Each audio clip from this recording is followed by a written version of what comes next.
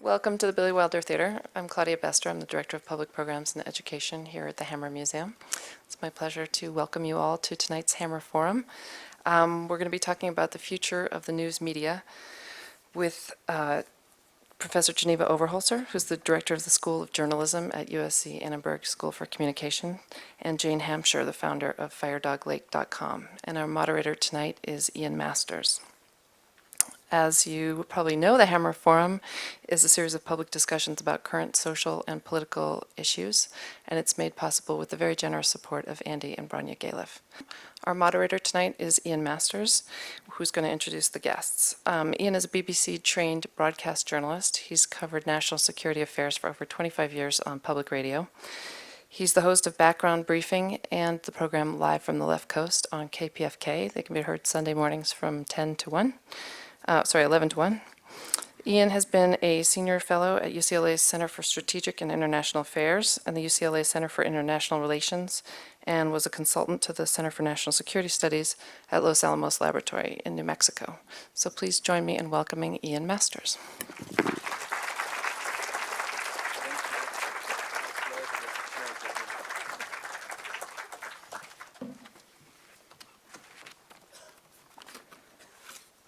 Thank you, Claudia, and thank you all for coming tonight.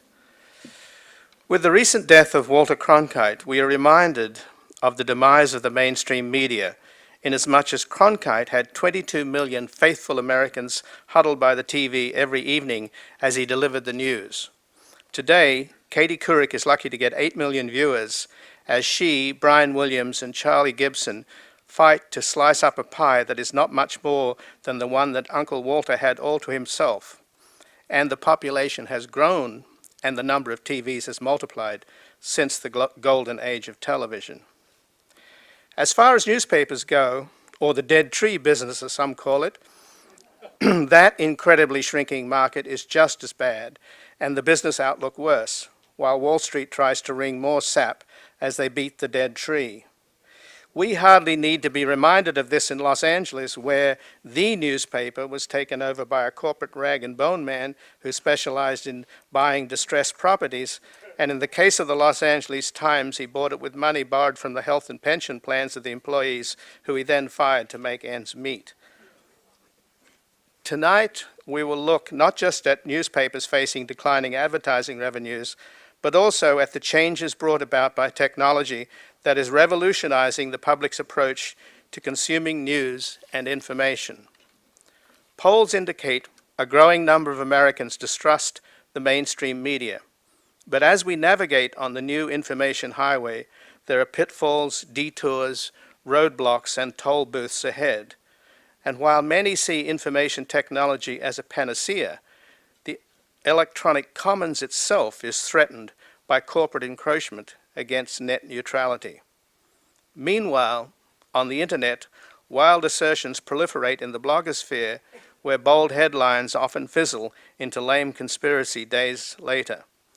With citizens journalists in pajamas replacing the green eye-shaded editors, fact-checkers, and lawyers, the end of journalism of record could lead us into a future where we have access to everything and knowledge of nothing. With liberals migrating to liberal websites and conservatives to their echo chambers and Christians to Christian broadcasters and bookstores, Americans are already reality shopping. This balkanization of information on top of a failing public education system portends a future of agitated ignorance and blissful insulation from the real world. Notably, political shout shows on cable news contribute to America's polarized, strident, and divisive politics, with Fox News satisfying the far right while energizing the far left, and MSNBC pandering to the liberal comfort zone while ridiculing the right. Meanwhile, ABC, CBS, NBC not just produce an almost identical homogenized news product, they mirror the two-party system with the hollow notion that the universe of discourse is limited to two black and white positions that discourage empirical thinking and corrupt our ability to reason. The mainstream media's ideology of objectivity and balance, with thesis, antithesis, synthesis, pro-con, and a meaningless mush, has contributed to decades of denial about the dangers of global warming while allowing creationism to be presented as the other side of evolution, leading inevitably to the absurd logic of balancing a Holocaust survivor with a Holocaust denier. In the vacuum of our political culture, in which conservatives appear to be immune to facts and liberals consumed by them, spin substitutes for conviction and tirades for passion. Little wonder the looming issues of the day, such as global environmental endangerment, national bankruptcy, statewide implosion, and civic disintegration, are overwhelmed by the tawdry personal scandals of hypocritical politicians and indulgent celebrities. As newspaper readership declines and network news ratings plummet, perhaps as a result of the merging of news and entertainment, a younger audience now prefers the fake news on Jon Stewart's The Daily Show to the downsized global coverage of the cost-conscious and risk-averse media conglomerates. But it's easy to be a critic, and it's much harder to come up with constructive ideas and hopeful solutions. That is why we have Geneva Overholser and Jane Hamsher with us tonight. We'll begin with Geneva, who will speak for 15 minutes, followed by Jane, and then we will have a discussion before extensive Q&A from all of you, the inquiring minds who want to know. Geneva Overholser is director of the School of Journalism at USC's Annenberg School for Communication. She was editor of the Des Moines Register from 1988 to 1995, where she led the paper to a Pulitzer Prize for public service.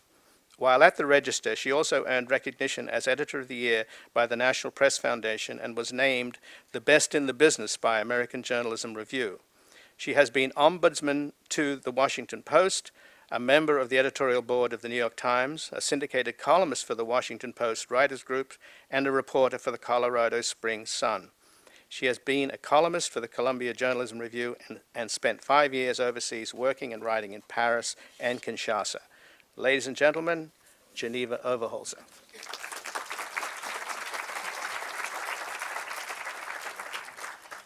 My goodness, I'm just glad that you were kinder to me than you were to the dead tree biz. Thank you, Ian.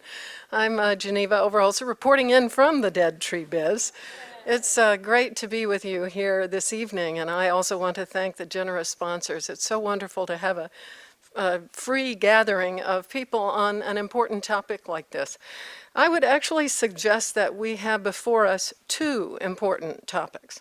One of them is sort of implicit in the title, and certainly in Ian's remarkable and really quite clever and thought-provoking introduction, and that is this the assumption of the demise of newspapers. The second is a larger and I think more important question, because really it's the animating force behind the first question, and that is how our democracy can continue to be supported by a reliable flow of high-quality information. How are people going to be able to get the information they need to inform themselves as citizens and also to live satisfying lives? I want to say at the outset that I am not particularly bullish on the first question, that is, on newspapers' survival. But I am absolutely full of hope about the second one, that broader question, which is, after all, the essential challenge for us. First, though, I think we must talk some about the state of newspapers today. They are indeed imperiled, as I think everyone in this room knows. Across the country, there are newspapers for sale. There are those that have just sold for bargain basement prices. There are newspapers currently in bankruptcy, as we know all too well, and we're not alone in this city. Some have gone completely online. Others are delivered at home for only 2 or 3 days a week, the other days not being profitable for home delivery. Newspaper companies are, many of them, burdened with debt.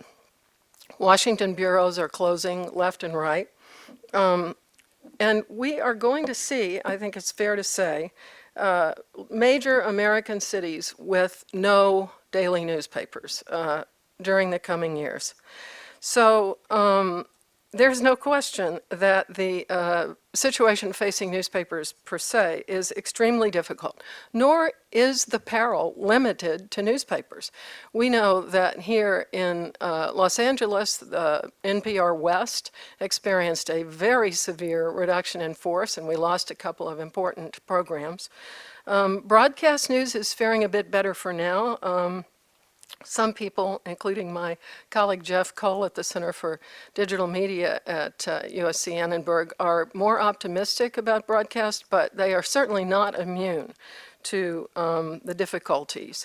So the bold truth, I think, is that legacy media, as they are sometimes called, the traditional media world as we have known it, is essentially disappearing.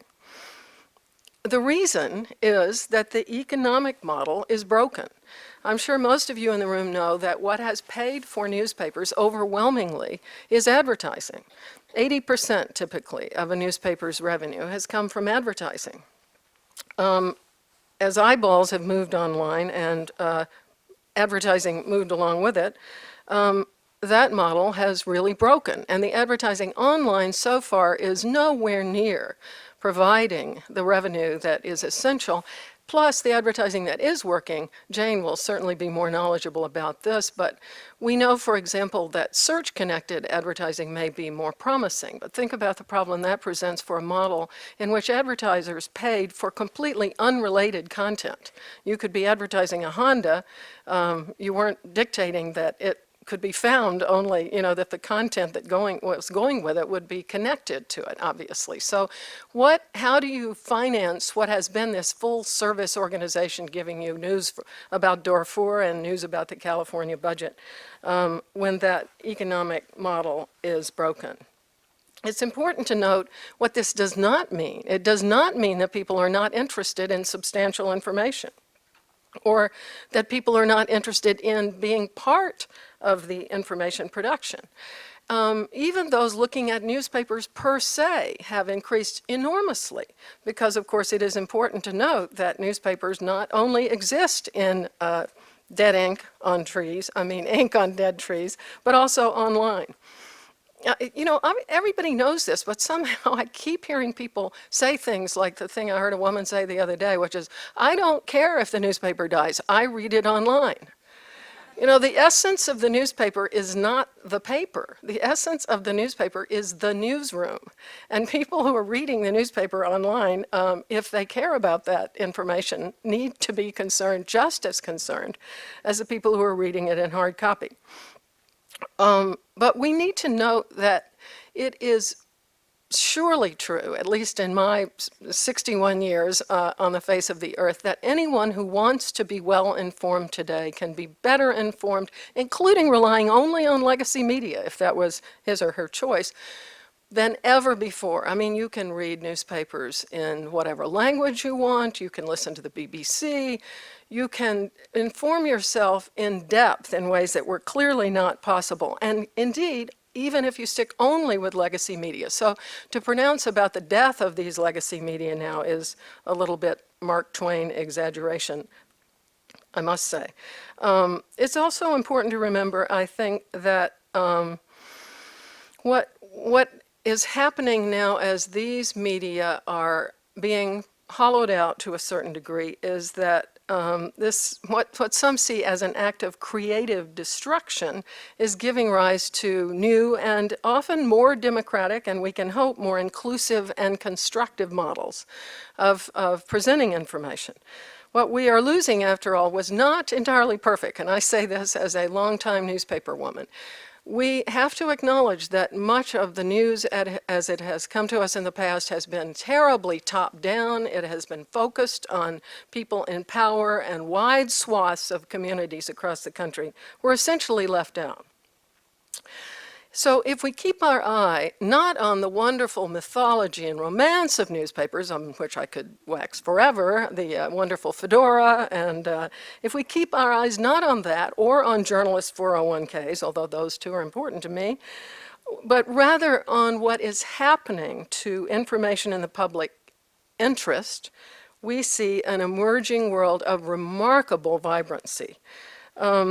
look at international news alone. I was speaking to a group of people the other day and thinking about the emerging models of international news. Just to list a few, there's a wonderful Global Voices online that some of you may know, which is really an aggregation of bloggers from around the world who are this is out of the Berkman Center at Harvard, and they're wonderfully interesting selection of bloggers who are giving you insightful first-hand looks at what's going on in their country in a way that was really outstrips the kind of foreign report in terms of diversity of country and really in terms of depth that most newspapers have given us. It's a different thing. It's an important development. Both of those things are true. Global Post is a new online organization that has employed former newspaper reporters, including a former colleague of mine at the Washington Post. It's out of Boston. I have a friend who's running something called the Pulitzer Center on Crisis Reporting, which is funded by the Pulitzer family. I think a lot of the funding going into these organizations is sort of guilt money from families that sold their newspapers, but at least they're putting it to good use. And the Pulitzer Center funds people who are doing reporting in crisis areas all over the world.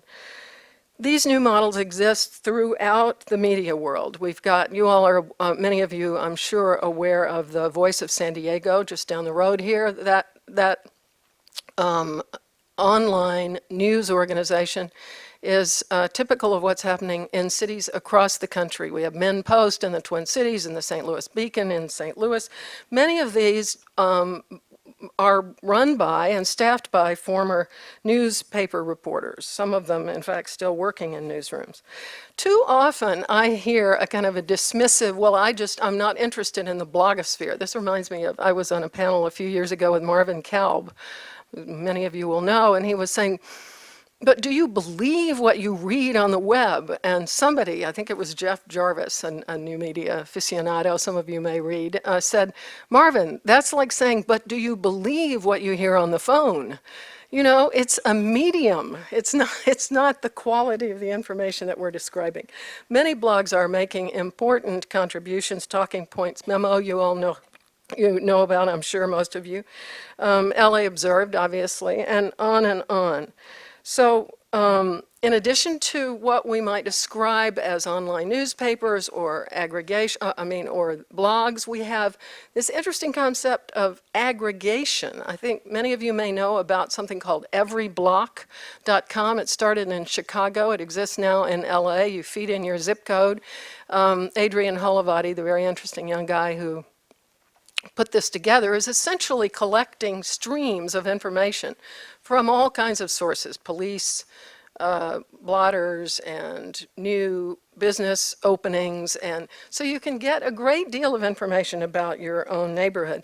You also, of course, are able to get more and more information directly as a consumer of information who can do everything from watch what's happening in Congress to accessing important documents and playing a more and more important role in your own sort of more active participation in the media world.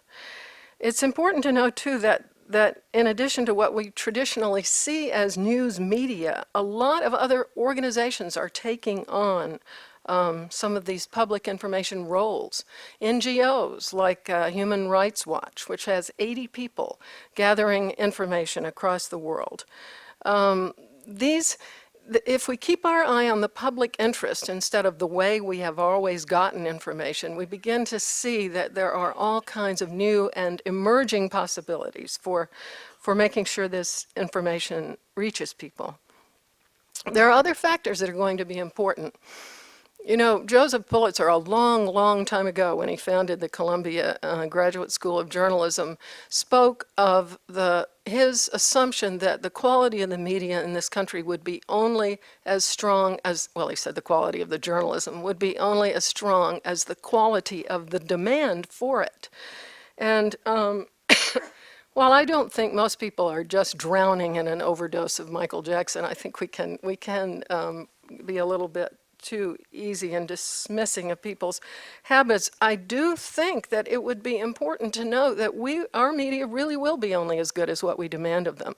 Canada, which has news literacy training in every one of its provinces in either junior high or high school, has a very different experience in this regard. Now, there are a lot of critics of media literacy, but I had one of the experts on these news literacy courses come to a panel in Washington a couple of years ago and was very much struck by the way she spoke of Canadians sort of arming themselves with an understanding of the role of media in their lives. She jokingly said, well, you all feel you don't have to do that, but up there in Canada, we have to protect ourselves from the onslaught of all the junk that comes up from you. I think we could use some news literacy ourselves. We were talking a little bit about this before in the green room. There is a government role in all of this. It's amazing to me how often journalists, if you even utter the words, will quake or rage against the very notion that there might be a government role, but that's ridiculous. The government has been involved in various ways from the founding of this nation. Everything from buying library books to allowing or not allowing news boxes on the street, to tax policies that make a difference in whether or not it will be easy for people to buy newspapers that may be in trouble and turn them into nonprofits in a given community, whether philanthropists or foundations, groups of well-intentioned citizens. Boy, it would be interesting to see that here in Los Angeles, I might mention.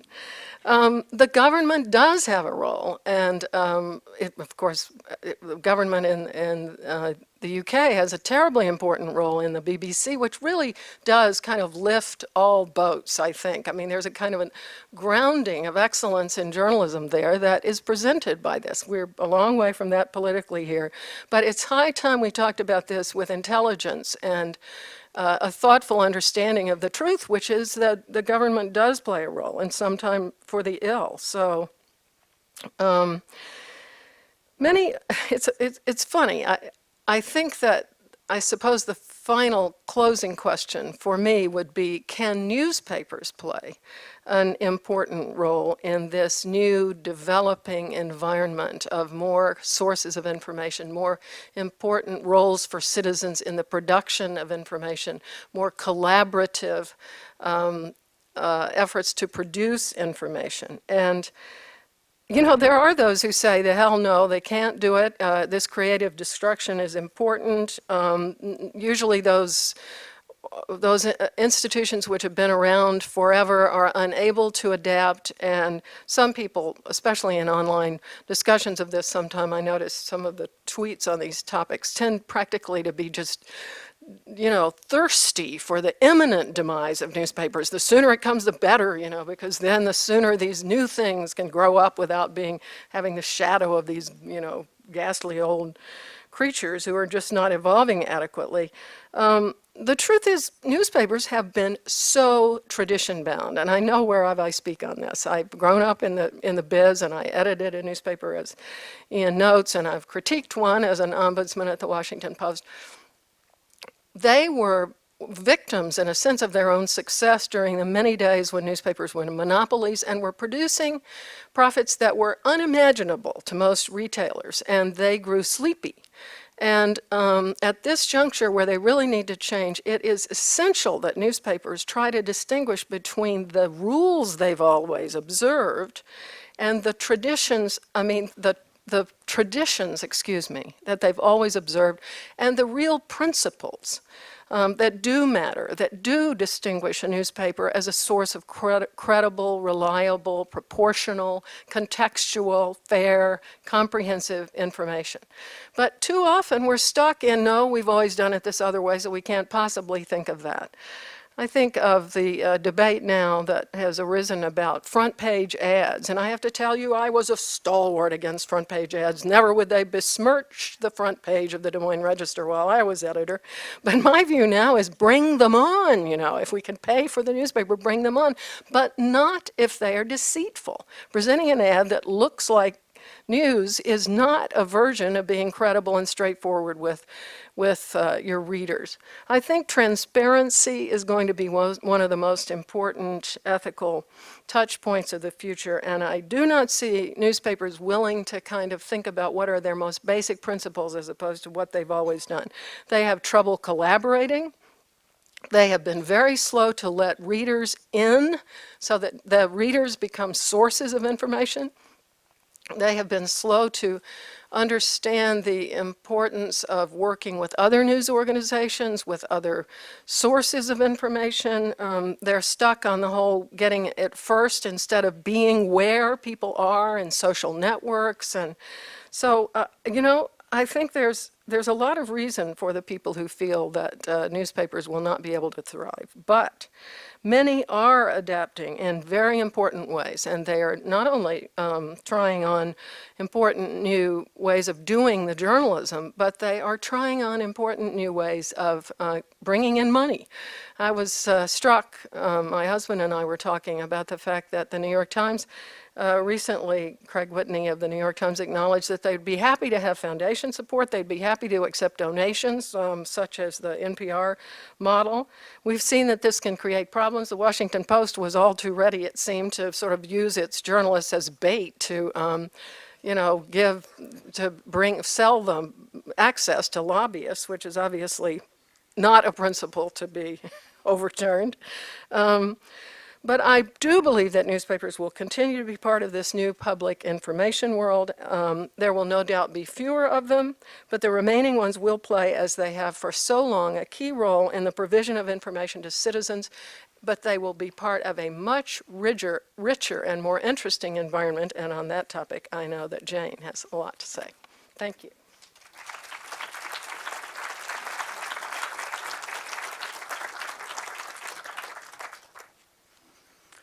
Thank you, Geneva. Jane Hamsher is the founder of the popular internet site firedoglake.com. Her work has also appeared on the Huffington Post, Alternet, and the American Prospect. She is the author of the best-selling book Killer Instinct and has produced such films as Natural Born Killers and Permanent Midnight. Ladies and gentlemen, Jane Hamsher.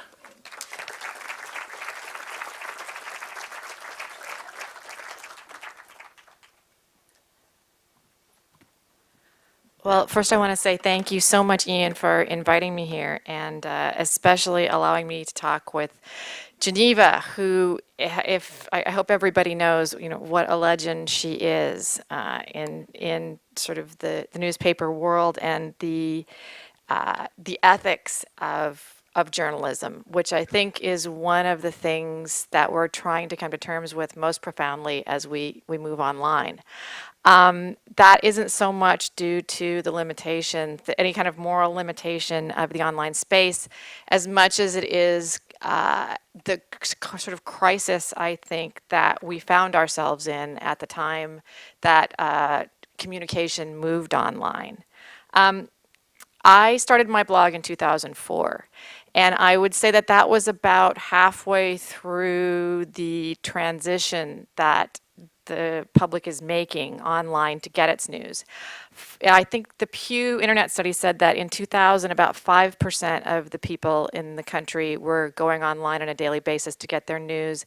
And this year in 2009, that number is over 50%. So what happened? Well, I think that the state we find ourselves in right now and the sort of the things that I've been participating in my 5 years working in news online are dictated by what I would sort of boil down to three factors. The first of which is the fact that traditional media was negatively incentivized to get online. The second being the exhaustion of the he said, she said journalism model, and the third thing being what I like to call fatter pipes. Traditional media, Geneva touched on it a little bit, was sort of disincentivized to get online for a variety of factors. Number one being the economic model. I also run an online advertising agency, and I can tell you that for every eyeball that print advertising loses, it gets for about, if it loses $1, it picks up a dime online for the same number of eyeballs. So that gives you an idea of the economic downsizing that happens when an organization like the New York Times decides to move its readership online. So they were very much in a mind of, let's tough it out here because we don't know how to pay for that. They tried doing the subscription model. It didn't work because other people weren't, charging for their product, and it really did keep you out of the conversation, discussion, link, traffic cycle that gave you influence online to do that. So the people who tried it found that it wasn't economically profitable. But the idea that they would actively sort of go online was anathema to them. So they stayed out. They thought that they could tough it out. The second thing that traditional journalists didn't seem to like very much was the two-way communication flow that happened online. They were very much into the authority of we speak, you listen. And when their newspapers went online, the journalists were pretty uniformly very reluctant to have comment sections, to have technorati links where some blogger someplace could, write a post and link back and be critical of their reporting, and then it would appear on the page of the Washington Post next to that article. They didn't like it at all, and they demanded that those links be removed, and in fact they were. So that was happening at a time when audiences were going online, and they very much wanted to be able to be in communication with the people that they were getting their news from. They wanted to be able to say, I don't think that's right, and look at this over here, or bring in new pieces of information. As a blogger, that was the space that we walked into. We really enjoyed that. It tended to draw people online who liked that communication, who very much saw news as online news as a public space for discussion more than a place to be sort of lectured to or talked down to, which was frequently the tone that I think people felt were coming out of traditional newspapers. So the third thing that I think really limited the ability of traditional newspapers to adapt to the online community was the fact that their model that they were working from did not know how to adjust to the speed of online news. And this is something that I don't think a lot of analysis has sort of been done on. I remember at one point, it was probably about in 2006, we got word from the New York Times that a big story was coming out that night and that we were all supposed to sit around and wait for it. And we did. And it was a big story. It was how Dick Cheney had been Scooter Libby's source. But the idea that the newspaper would hold a story for release that night in order to be able to meet up with the time that it released its print version for the morning after was sort of dinosaurish in our world. We were used to, when there was a demand for a story, we went out all over the net and we would pull in whatever links and information we had, and then our readers would come in and they'd pull links in from information that they had. And they would go to primary sources, they would go to gossip, they would go to hard news, all of the stuff that was now available online. And it would be sort of consumed and boiled into a story while the New York Times was still on the 8th editor for the story for the next day. And they didn't understand how to get into the speed that online audiences want their news. I think a couple of years ago, they started printing on the front page timestamps in red to show when their stories went up, rather than putting the entire edition online the night before so that people could sort of see it the next day. But that reluctance to enter into that speed of communication really kind of kept them out of the game, I think, for a long time, and it sort of advanced without them. The second thing that I think was really limiting to them was, and sort of opened up the world to people like me, was the exhaustion of the he said, she said journalism model. A lot of people like to think that objectivity in journalism is some sort of, centuries-old, time-tested, traditional value of reporting, when in fact it kind of emerged in the 1940s. Dan Frumkin recently wrote a really good article in the Neiman Watchdog about this, and about how it was something that city newspapers adopted in order to not piss off either either political party constituency in their readership. So we had a situation where it was easily gamed by propaganda, because as Ian said, if you've got Holocaust survivors, you've got Holocaust deniers. And I think it was Jay Rosen that talked about how it was creating a situation where we worked our way backwards into a false mean that really didn't exist. So instead of asking journalists to go the extra mile and to dig into, well, what's right and what's wrong here, they could just say, well, he said and she said, and then leave it at that. And that was easy for propaganda sources to come in and try and prove to us that there was no global warming, that there were aluminum tubes. The whole host of things happened that caused the public to lose faith in journalists as trusted sources. And the apotheosis of this happened around the war in Iraq and the reporting that we all know Judy Miller did, but it certainly wasn't hers. The information was available. If you read Knight Ridder, Now McClatchy, Jonathan Landy, and Warren Strobel, you can look back and see very much what was happening at the time was capable of being reported on. But because we had entered into a system where access was prized, propaganda was easily put out as news, and the next thing you know, we had Nigerian yellow cake and aluminum tubes and the mushroom cloud. We wound up in a war that I think most Americans deeply regret. And that was happening at the same time as the New York Times didn't want to go online. So we were there, we were talking with people, we were collecting information, and we were drawing an audience into the online community in a way that the Washington Post and the New York Times and traditional media sources are just starting to catch up with.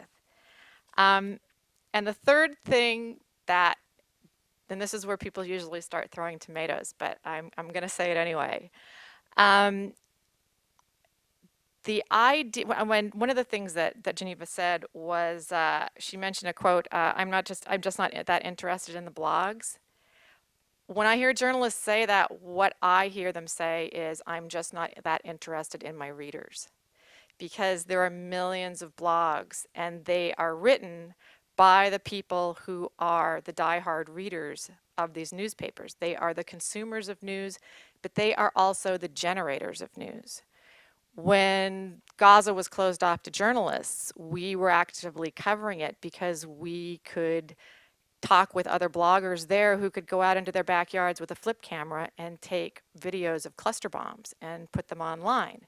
And they could get on Skype and they could let us know what was happening there, while journalists couldn't get in.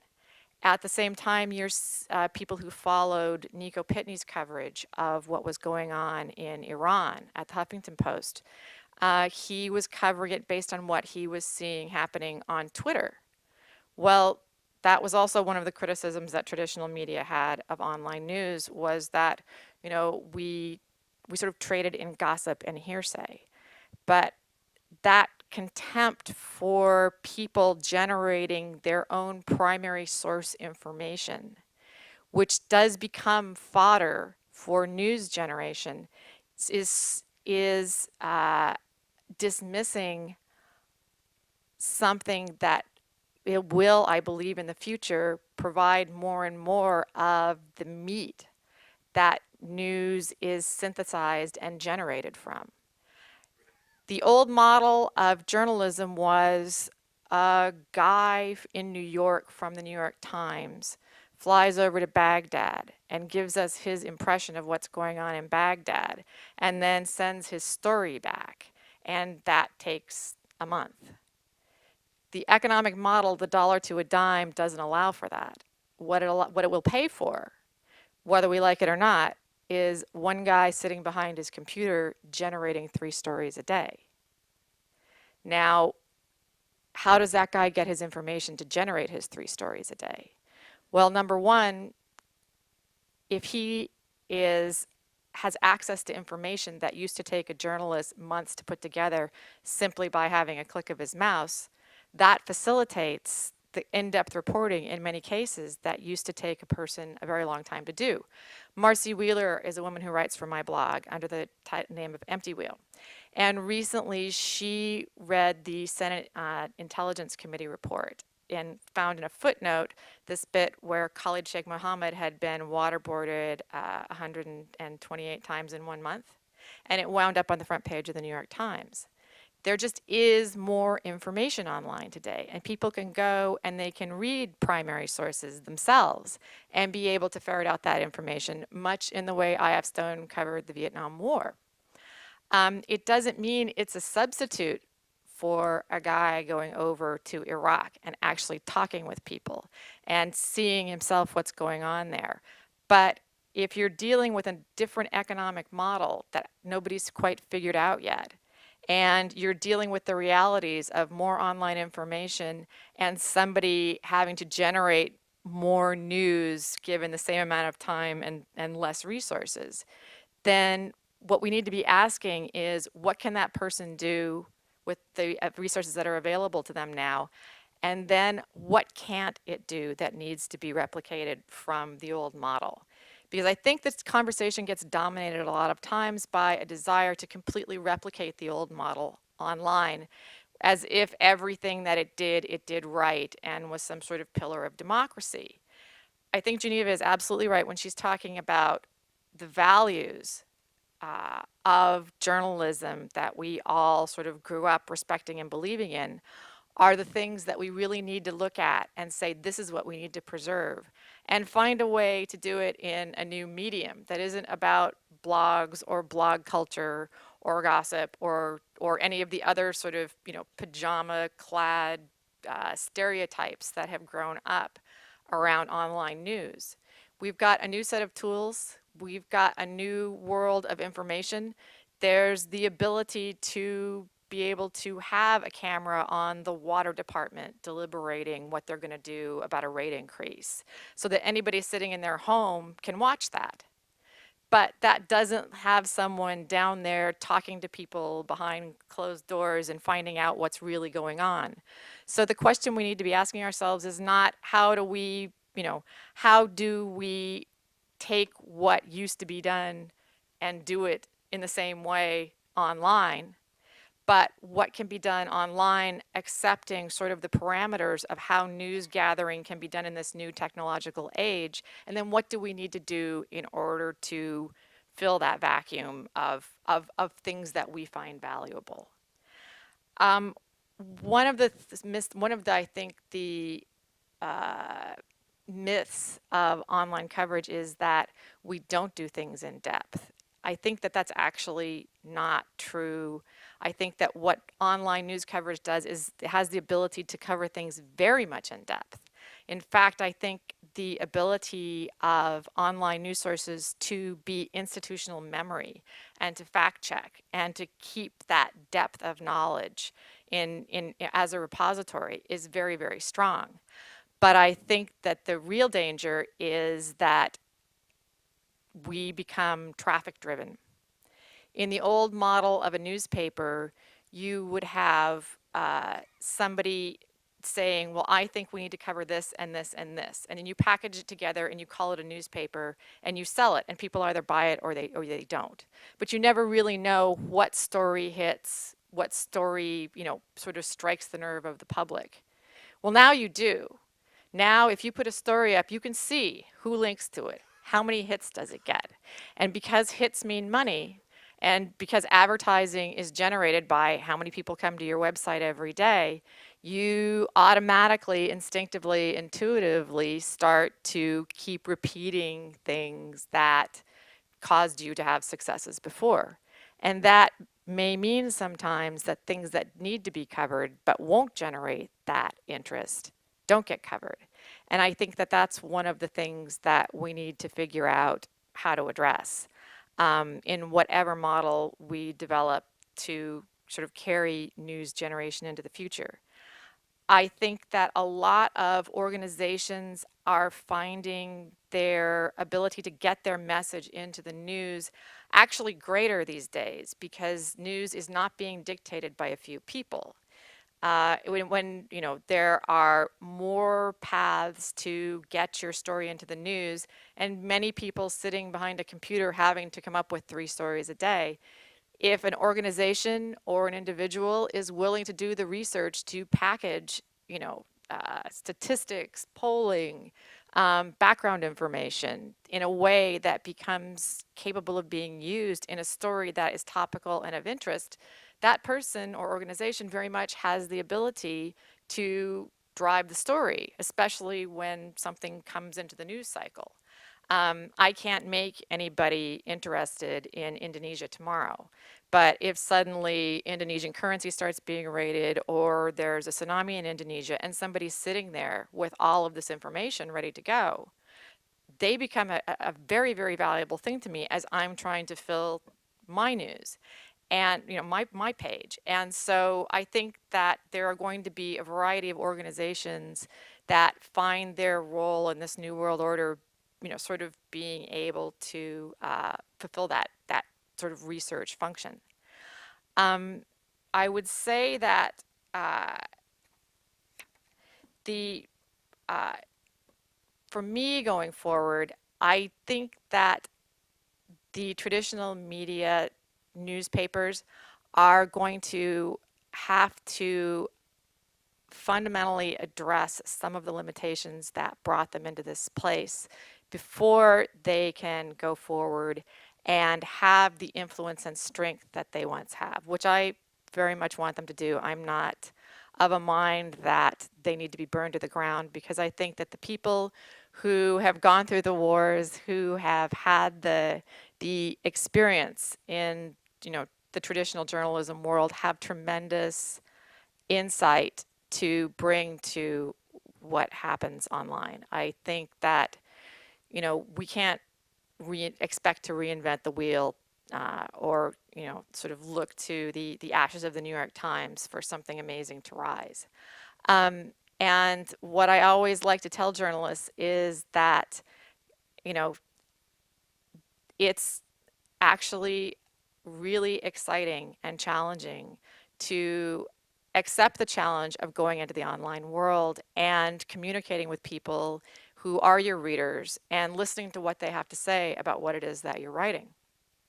Karen Tumulty tells a very funny story about being at Time magazine, and Time decided that it was going to start a blog called Swampland. And they told her and Joe Klein and a couple of other people that they had to go online and they had to engage bloggers and engage commenters on their own terms. And they thought that they had really gotten the short end of the stick, that this was really the sort of horrible detail. And they thought it was sort of a little less than in the eyes of their compatriots. So they went online, and whereas someone like me got to make all my mistakes by having 5 people a day there, they had to do theirs in public. And so Karen would say, she'd ask me, like, who are these commenters? Who's Jay Aykroyd and who's Paul Lukasiak? And I called them up, and I'm like, you're calling up your commenters? What are you doing? And she's like, well, I'm worried he has health problems. And I'm going, I think that's great, but but they really didn't they didn't know what a concern troll was. They didn't know what all of these sort of the online etiquette was. But they really got to enjoy it. And soon the pink slips started happening at Time magazine, and they realized that they would be the ones to stay. And the way that they write now has been profoundly affected. Karen recently did, I think, one of the biggest Times to cover stories ever about her brother and his health problems. And that very much grew out of her experience being online and talking with people about what it was that they cared about and how they wanted to see stories covered and what they were interested in hearing. So I think that for journalists who are willing to accept the challenge of being in that space and communicating with the people who are their readers and listening to what they have to say and taking part in what's moved from a top-down authoritarian, we determine what the news is and you get to consume it model, to more of a public square model where they climb down and they become one of many people talking. It really sort of enriches news. And I hope that more journalists will step up to that challenge, and more traditional newspapers, news organizations will start trying to provide a hospitable place for that conversation to take place. Because I think it's going to happen one way or the other, and I would very much like to see it happen with their participation rather than having them sort of consider themselves on the sidelines. It seems that you both agree that we don't want to lose these institutions like the New York Times. And when you were talking about the notion of having a BBC-like model that raises all boats, I know it's a political non-starter, as you point out, that there's this anathema about government and a role for government. But I understand also that there is actually no obligation on the part of media owners to even present the news. We got lucky because of people like Bill Paley that created a kind of tradition, and that the people who own the media, for example, in television, would rather run commercials wall to wall because they represent revenue and content represents expense. So there is no real arbiter out there, is there, for a media at all? Well, you really do sound very British, Ian. I mean, Well, we do foreign have Australian, right. a tradition of providing news, but it has been supported by advertising. So yes, when you come to a situation where the advertising is disappearing, the misguided, we see them to be, media organizations are doing less news and more other junk. It's true. Right. It's not great. So how do we as people ensure that the information we need continues to flow? I would argue that, in fact, we are seeing a lot of examples of responses online. And the trouble is, of course, it's having to happen very inexpensively because nobody's paying for it. So, I mean, the government-supported model is one important one. And of course, it's not just the UK. Northern Europe generally has a considerable level of engagement. Austria does, all the Scandinavian countries. I believe we ought to have that conversation here because people are worried, in my view. There sort of came a tipping point. I was really worried when I was editing the Des Moines Register, which served all 99 counties of Iowa. I think one of the reasons that Iowa's been politically interesting is that it had a really great paper. I mean, it was circular, but the two things went together. It really was a kind of a public square back in the day, a different way. But then Gannett bought the paper, and Gannett is no more villainous than the rest, but they started taking a lot more profit out of it. So I used to talk about this, and the public would all say, oh, newspapers are making plenty of money. There do need to be these conversations, but now the conversations can't just hector the institutions that are doing more junk and less news, because the fact is many of them are threatened with failure. So, it's a very difficult situation. I don't know that the government, I like to believe, for example, that NPR has played a very important role in continuing to give good information, and, not just Mrs. Kroc, but the important contributions of citizens. It really does matter that it's citizen supported. And Jane, I recall in the movie All the President's Men, the scene where Bill Bradley is negotiating with the reporters, and they're sitting around preparing the newspaper for the next day. And it occurred to me that what that scene showed, when I worked at ABC, they have the rig every morning where they all talk from all the bureaus around. And in many ways, what's happened to particularly TV news, and that's where people get most of their information, is that they present the news rather than show it. And it's so much more interesting in many ways, the negotiations, they go on about what is the news, than the news itself. And do you think that that's something that you can bring to the table? I think that we do very much already. It. I think that sort of discussing process happens as a result just of the format. Mm-hmm. I think we're actually a lot more transparent about how we decide what news is. I mean, it really does cycle up through the comment section. We don't do as much deciding of what is going to be the news that day as people might think.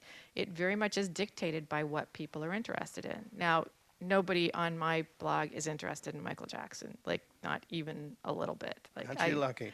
I sort of sat through the whole thing. Like somebody finally said, "Oh, there's this whole Michael Jackson thing is on the news," and I'm like, I hadn't seen it for days. We sort of live in a world where that doesn't come in, but there are things that are very much dictate, what our audience wants to see. If it's something that happens on torture, they care about that a lot. If if Glenn Beck says something stupid, they care a lot about that. There are certain things that are just going to ring the bell of that particular audience, but that we'll find out about that through a comments section. All of a sudden, people will start talking about something, and you'll realize that, it's kind of hit a nerve, and you'll see that story crest. And at that moment, you have the ability to sort of bring your message or bring whatever sort of news gathering skills you have while the public is interested in that, and it will have its life cycle, and then it will cycle back down and perhaps cycle back up at another time. But there is sort of an online, you can feel it. It's like palpable when you're online all day, what people want to talk about. And the process that we go to sort of start, gathering that information and discussing how it makes its way onto the front page happens in a very transparent fashion. Mm-hmm. So you're not worried about what others are worried about, the idea of sorting the wheat from the chaff, that this is not an overwhelming media where there is a certain built-in self-regulation? Well, I think that is one of the challenges of delivering news in a very fast-paced environment. When Nico did his reporting on Iran, he was acting off of Twitter, and he had to become an arbiter of what seemed valid and what was not valid. And you could say, well, we're going to take 3 days to write up our story, and we're going to pass it through 8 editors and make sure that everything is absolutely perfect before we run it. But there are 2 problems with that. Number 1, that was Judy Miller's process, so it's not infallible. And number 2, the audience is there wanting to know what's going on right then, and being able to read what Nico was writing, what he was picking up from these sources was very compelling. I mean, people loved it. So you've got to be able to adapt and find ways to be able to judge somewhat, with some degree of consistency, what's true and what's not, what's worth looking at, with the appropriate caveats. And I think that a lot of people, along with Nico, started to try and separate that at the same time in a very public way. So that's the challenge for everybody. It's not just online. Sure. So Geneva, do you see some kind of a future hybrid between the old and the new media? Absolutely. I hope so. I hope the old media, as you do, Jane, are going to be around, at least some of the best of the old media, so that there can be a hybrid. I believe that what we are seeing is an environment in which being collaborative really pays. And so my dream would be, in a given city, that a newspaper editor would, instead of just constantly dealing with the difficulty of cutting and sort of cutting indiscriminately, you just have to chop this many reporters, so you sort of chop them, not with discernment about what it is that you and you alone in the community can do. What I wish that editors would do is think, okay, look, we've got this great arts blog, we've got people who are willing to gather together to present high school sports scores. We've got, begin to think about what are the various sources of information in the town where you are editor of the newspaper. This is very much like what Jane was saying. We need to do is think about what need is not being met, that can only be met by an organization that has the luxury of paying its information gatherers. I would argue that one of the most important ones is watchdog reporting, the kind of reporting where people have to have access. It's interesting when I talk to officials about what's going on. Zev Yaroslavsky the other day was at a gathering and was, politicians who used to sort of rail against I don't know if he did, but most politicians have typically spent a considerable amount of time railing against the press in one way or another.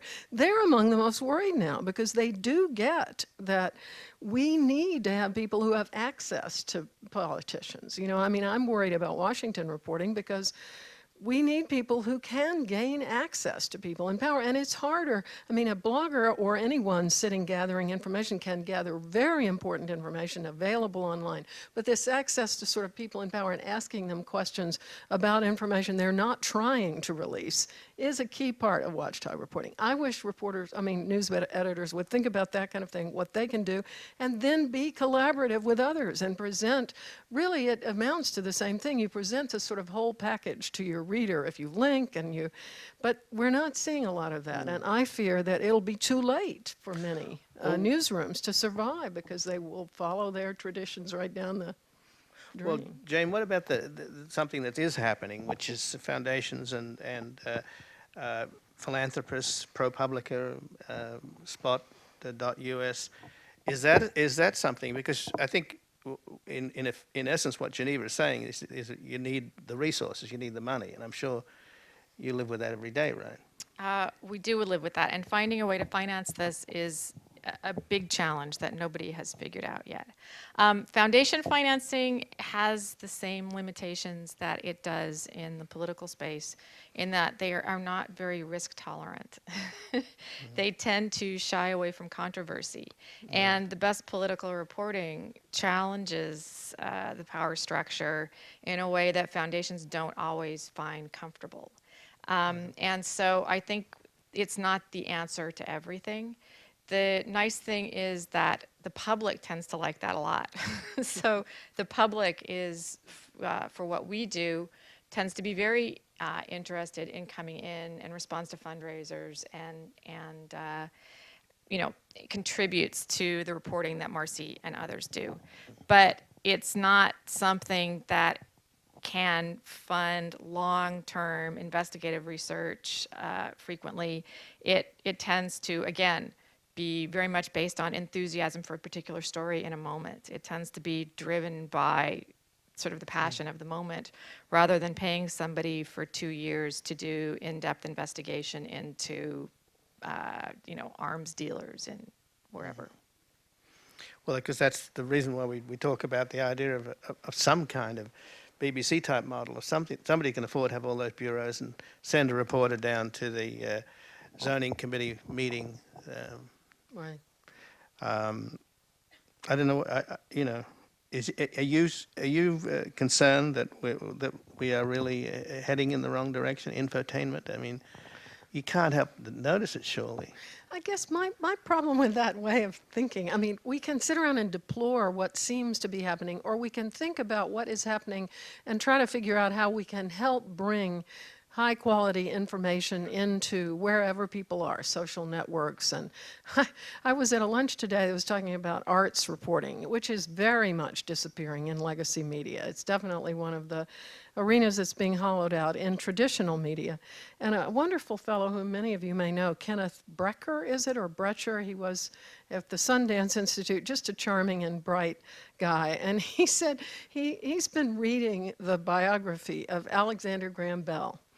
And he said that he's haunted by what he discovered, which is that Bell went around the country after this grand invention of his. The telephone was widely, taken on, and he was deploring the way people were using it. He didn't want people to say hello, he wanted them to say ahoy, He had invented this thing, and he wanted to tell people what words to use on it, and that feels to me sometimes as if what we're doing with the internet, we don't like the way people are using it. That is not likely to guarantee the success of legacy media. Right. I think what we have to do is figure out, okay, what are the important ways that we can think of to continue to provide a quality flow of information. And there is a hell of a lot of it that is going on online. And much of it, of course, is coming from legacy media. But you mentioned Spot Us. We are talking now to David Cohn, this wonderfully innovative young man who, with foundation support from the Knight Foundation, which has been a little more risk-taking, but I agree with your view of that, Jane, has this Bay Area community-supported investigative reporting model, which we want to work with David to bring here to LA, because Lord knows we could need it, use it. And I think, as we do more and more of that kind of thing, I hope we can get Spot Us stories in the LA Times, the same way Northeastern University investigative reporting is going into the Boston Globe. God willing, the Globe will survive. But we got to get on it. We got to be quick. But sitting around and sort of wishing that they'd say ahoy instead of hello is not going to Right. get us. Well, I think a lot of it's to do with the fact that people who don't know about the internet do say stupid things, like some of the things I've been saying. But you have, when you mentioned the etiquette and the trolls, it's obviously evolving in its own way. And just before we open up to the audience, give us your optimistic view of a kind of way you'd like to be in a couple of years.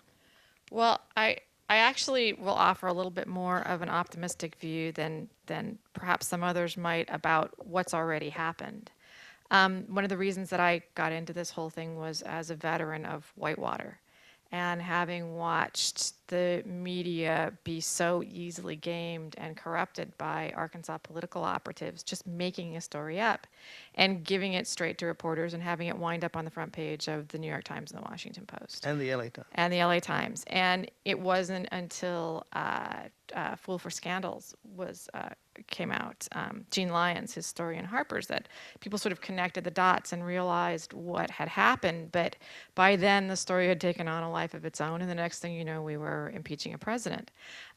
My blog sort of grew around the Scooter Libby, Robert Novak, Valerie Plame story. And we didn't really start out specifically doing journalism. What we were trying to do was keep that situation from happening again. So we fact-checked articles, and it wasn't just me sitting there reading the Washington Post in 1996 going, this makes no sense. It was me and a person in Minneapolis and a person in Hawaii and a person in Spain all sitting around comparing notes and going, you know what, not only does this make no sense, it doesn't jibe with the same thing the reporter wrote last month. And it doesn't, and what it says this document says over here is not accurate. So people can go around, can sort of gather around news stories now and fact check them and communicate with the people who are writing them in a way that very much keeps them on their toes. And I have to say that by the time the Libby trial actually happened, when we were in the room with the journalists who were covering that story, they were very, very knowledgeable about what was going on with the case in a way that they had not always been as the story was evolving. But, not only do people reading your story and communicating with you bring more information to it, but they make you keep your game sharp. So I think that it already has had a really salutary effect on journalism. And I know that people do worry that we are the victims of infotainment, but I think that sort of happened in our culture a long time ago. I remember when Time Magazine spun off People Magazine, because that was the thing that was driving Entertainment Tonight. I mean, I think we're already there. So it's a matter of, that's a factor in our culture that's going to come online, the bad with the good. And I think that it's a larger question of, kind of how do we wean people off of that. Just to follow up that, what kind of credentials? Do you have problems with that? I mean, press passes and stuff like that? Sometimes. Right now we're having problems with congressional press passes because they're controlled by the trade magazines. And they don't want to give access to, they've sort of erected all these barriers to people getting congressional passes. They control it.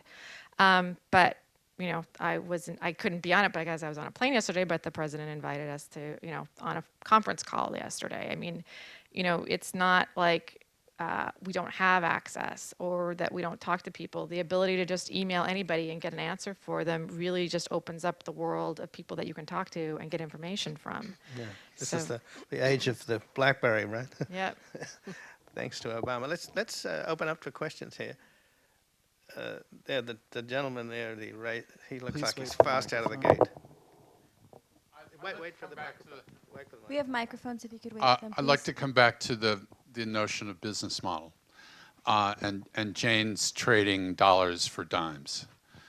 Robert Thompson of the Wall Street Journal said on Charlie Rose a couple of months ago, Google destroys everything it touches, and which he elaborated by saying basically, Google is trying to withdraw the law of supply and demand. In other words, by dumping an infinite number of advertising spots out there in the world, it is devaluing the value of everybody's advertising. So the rational person would say the New York Times has 20 million people online and has 1 million people reading a newspaper. They ought to be making far more money online in any rational way. And by the way, they ought to even know who the person is that's reading the ads, so it should get even more.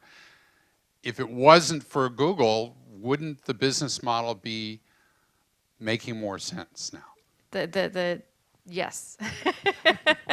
There's a real problem with Google, and I think it needs to be addressed with antitrust. I haven't heard anything coming out of the Justice Department that they're looking into it, but they very much need to, because you're absolutely right. They're artificially depressing the price of the value of online advertising, and it is killing everybody. I mean, ultimately, I think that we will evolve to a place where the ability to micro-target to the absolute person, the very specific person that you want to target to is something that online advertising can do. If you need, 14-year-old girls in Iowa in a particular zip code, we should be able to do that. We're not quite there yet, but in the meantime, you've got Google offering, everything, for 2 cents a bushel, and that keeps everybody else from being able to make a meaningful living off of it. One of the things that I always hear people say is that, local newspapers, how are they going to survive? Actually, local does a lot better than national, because local advertising is a lot more efficient and a lot more effective than national advertising. So the Village Voice, which sells advertising in a specific geographic space, can charge a lot more for their rates than somebody doing sort of national brand advertising. So I would say that in the short run, the first people to be able to see the development of sustainable advertising revenues are going to be local publications. Paul Bass has a publication called the New Haven Independent that operates online at a profit. And he does amazing local coverage. So I actually think that that's one of the bright spots. I think the New York Times is going to have a lot harder time until somebody breaks Google up.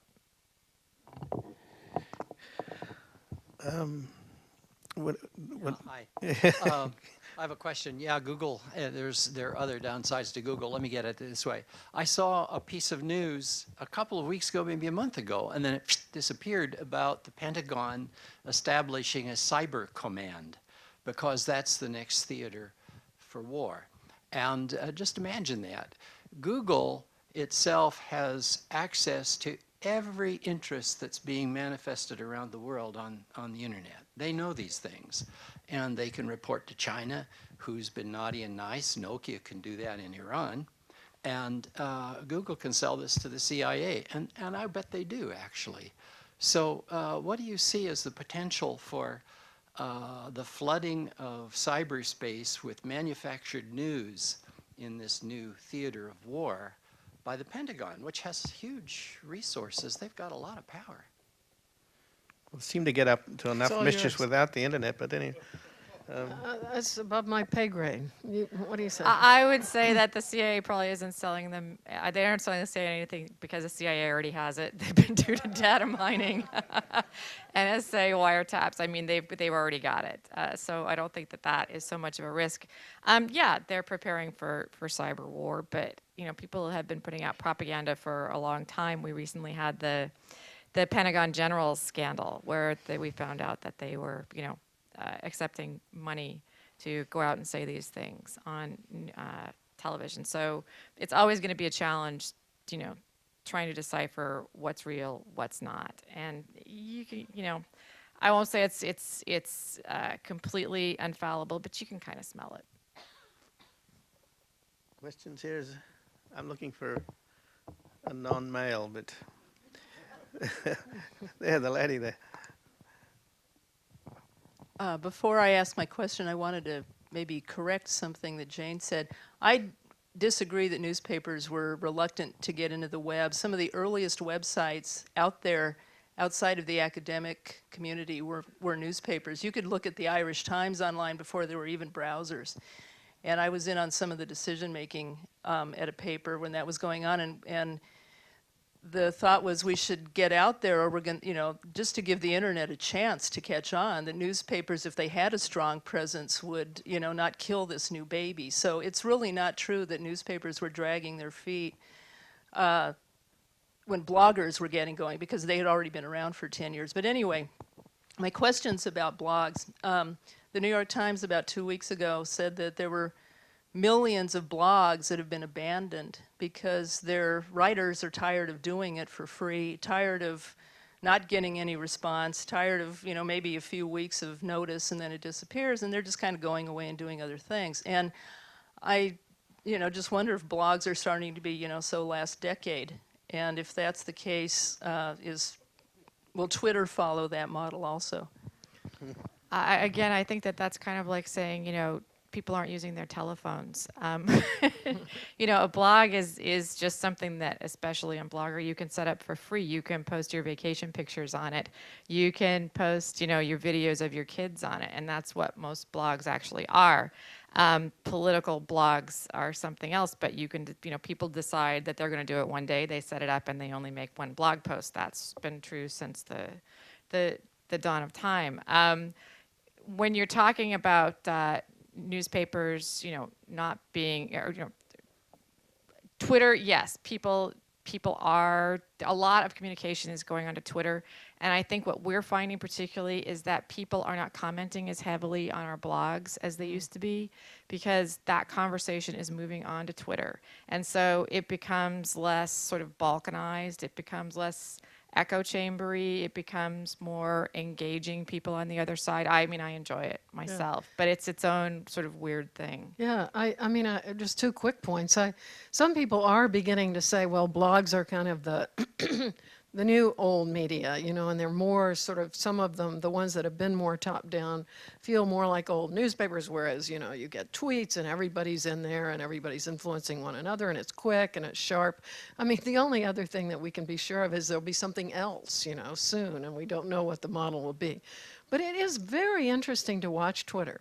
From a journalist standpoint, it's a very rich environment, and people who think, well, who cares what you get up in the morning and eat? Well, you're following the wrong people, It's important to think about whom you follow. Yeah, it sort of forces you to be concise, like a haiku, right? In front here, this gentleman, we have a fourth row back in the middle.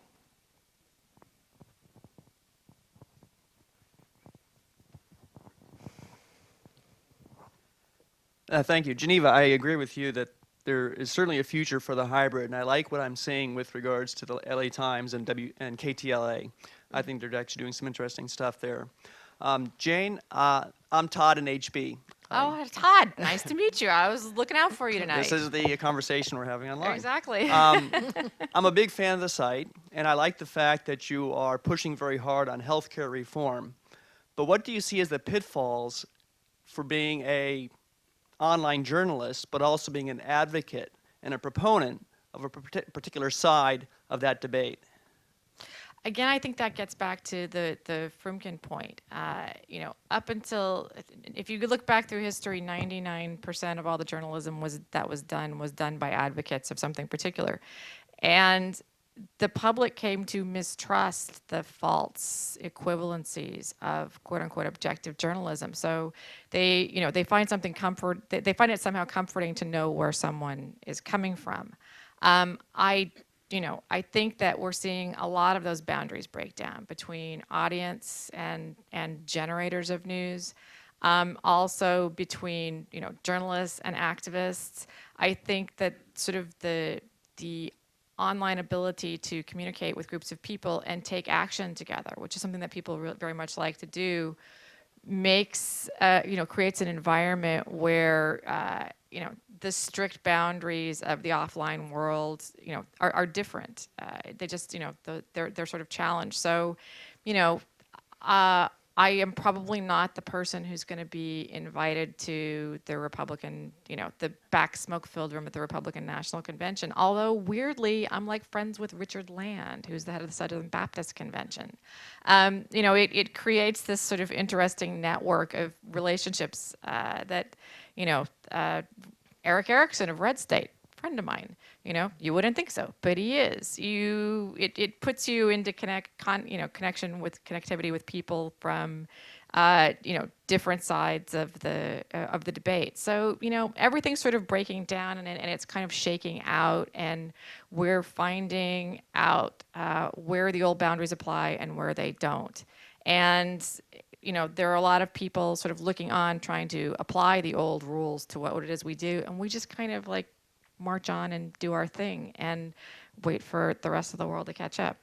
I think the one thing that is worth remembering is that truth in labeling is important, to me at least. I think opinion-based sites can be important. I think news coming from a certain viewpoint can be important. I think attempts at objectivity, however imperfectly they have been carried out over recent years, can also be important. And we will all seek sources of information from lots of different, we'll seek our information from lots of different sources. To me, the key is you tell people who you are and what your intentions are and who funds you, and, just be truthful about what you're doing. Transparency really does seem to me to be an extremely important remaining ethic, instead of all these old rules about trying to stuff into the old categories everything that's going online. To me, though, transparency remains terribly important for all of us as consumers who want to make intelligent choices. Well, why is it that in the newspaper business here in the United States, you have this one-size-fits-all kind of model, whereas in London you've got the full political spectrum from the Daily Telegraph to the Guardian. In France, you've got Le Figaro, and then you've got Libération on the other side. Right. I enjoyed living in Paris and knowing that I picked up Le Monde, it was going to be on the left, and Le Figaro was going to be on the right. It's a different model, and Jane is right that in substantial part it came about as a commercial decision. You have more newspapers in London than you have had in a typical American city. Of course, America has a whole lot of cities, and as they came to be the only newspaper, there was a feeling that they needed to try to satisfy everybody's, to try not to insult readers wholesale. So, it's a different model. I think they're all valid models. Again, I think what you do is you tell people where you're coming from, and then they can decide. I deplore, actually, those newspapers who have decided they don't want to have any editorials because they don't want to offend people. It's so weak. And, can we not have arguments and debates that are... Right. We report, you decide. Right. Don't get me started.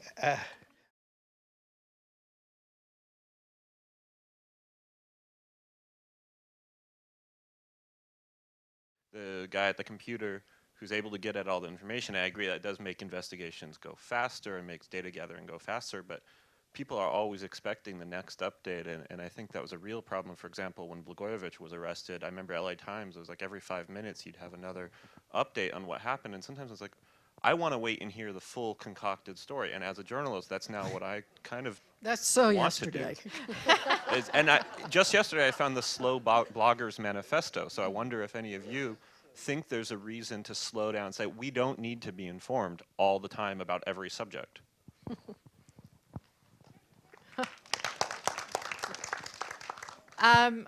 I think that if you don't want to be informed about a particular subject, that option is always open to you.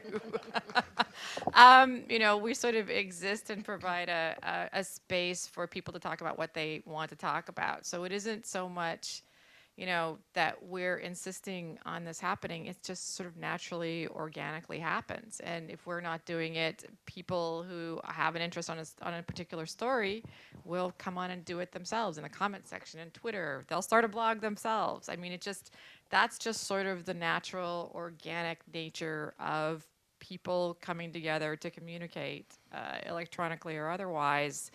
And the function that you're talking about, the sort of synthesis function that happens afterwards, is still part of the process. There's the instantaneous Twitter feed of what's going on that gets sort of, cobbled together into a blog post that gets synthesized into an opinion piece that goes up on the New York Times 3 days later. They're phases of communication that people are welcome to take part in at any stage, I would say. I think it's important to remember that we really are still at the birth of all this. We don't know how it's going all to sort out and affect our civic discourse and our democracy even. I mean, we have worries that sometimes seem valid and other times, that becomes a passing issue. And I know what you mean. I mean, I feel like a junkie about my, about my iPhone, and I'm trying to think, okay, just put it aside for a while. It's like trying not to overeat or something, It's a constant challenge, but I don't think we know what the effect is going to be, really. I think it's so new still. In front here, this lady. Hi, this is a question for both of you about what's been happening over the last few months in Texas with the new nonprofit that's been created by this wealthy investor who has just recently hired the editor of Texas Magazine to run the nonprofit political newspaper. It'll be a statewide. This focuses on the state. The Like focus Politico, yeah. Yeah, it focuses only Texas, and he is investing in it, and now they're raising funds. And then the second part of that is that in kind of partly in what Geneva had mentioned, there are two parts about the funding models that I think are a little bit confused. Foundations can only give funds to a nonprofit. They cannot give funds to individuals usually, unless they're specifically granted to set up like that. And so as a result, they have to find a 501c3 they can give it to, and then they have to have an evaluation process. And so there is a model and a cycle there that you have to go through the full evaluation of whether this is worthwhile, which changes the funding meaning. And then the other part is, you mentioned this thing about governmental funding, but you scrambled together local, county, state, and federal, which are all different models for funding. And I think there are avenues here locally in that, but not as much, let's just say, right now in the state. And so my question is, what are your thoughts about the Texas model like Politico? And what are the possibilities here for Los Angeles and California? I'll take the Politico part. The Politico has been, I would say without question, the most successful online model to date. They're profitable at this point. And the way that they did that was to take the online style, the patter of covering the Hill, and cocoon the people on the Hill with coverage. They would do beat sweeteners. They would talk to staffers and write these sort of glowing profiles and cultivate them as sources. And they will cover anything. Like, you can call the Politico and say, I've got a story about X, and Carrie Budoff-Brown or Ben Smith or somebody, Michael Calderon, they will do a story on it.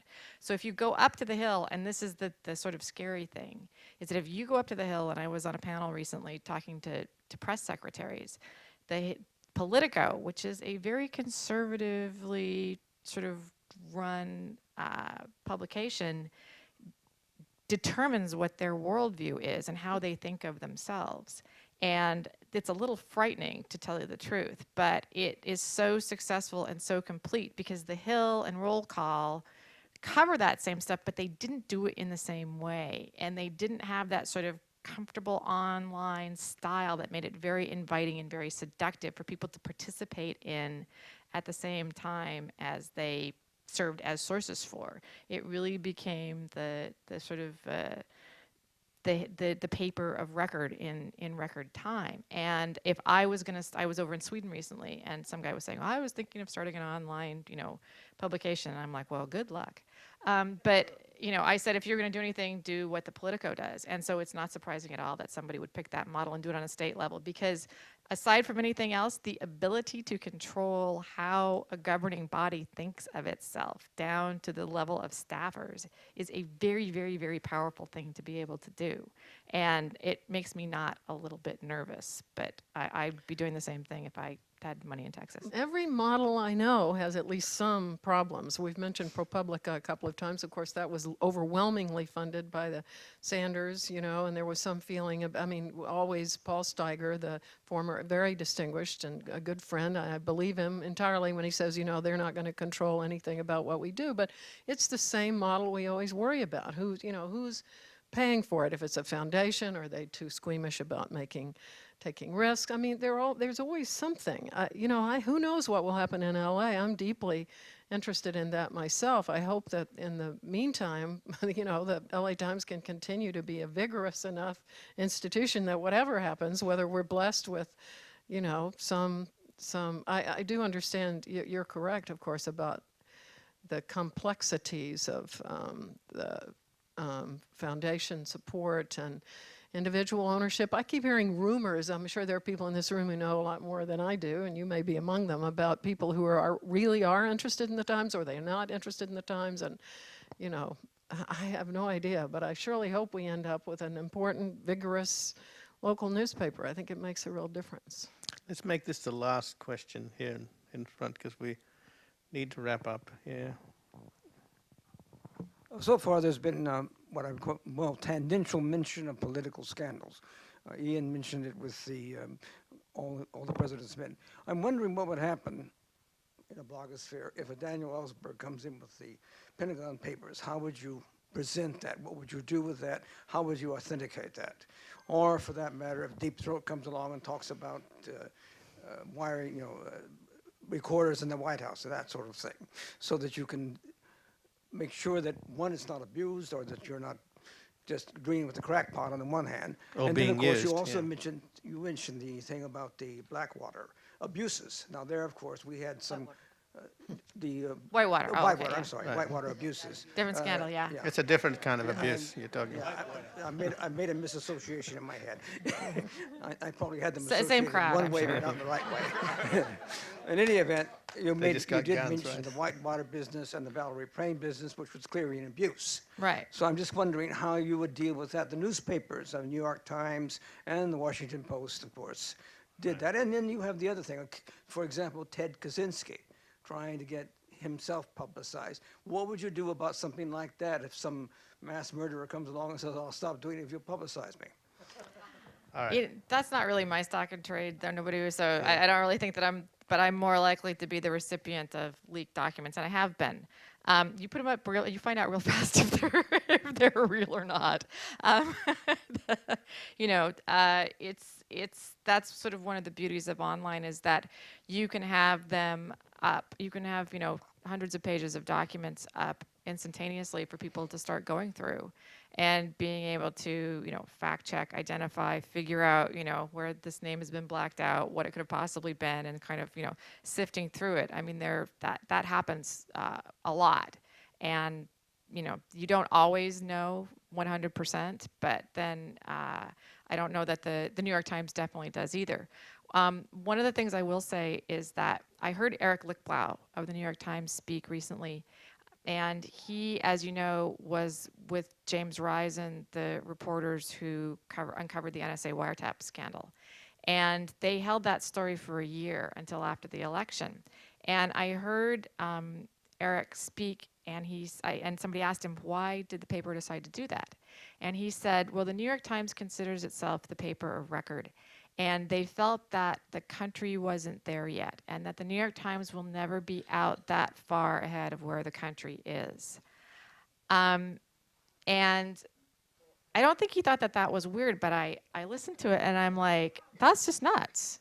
That's crazy, and that doesn't happen in my world. Like, you get a story, and you get that story, you go with it. You don't we don't, it's just not, that's not the ethos that you think of yourself as dictating the news or the pace of the news, in a way that I think that the New York Times traditional media, when there were only limited news sources, thought of themselves.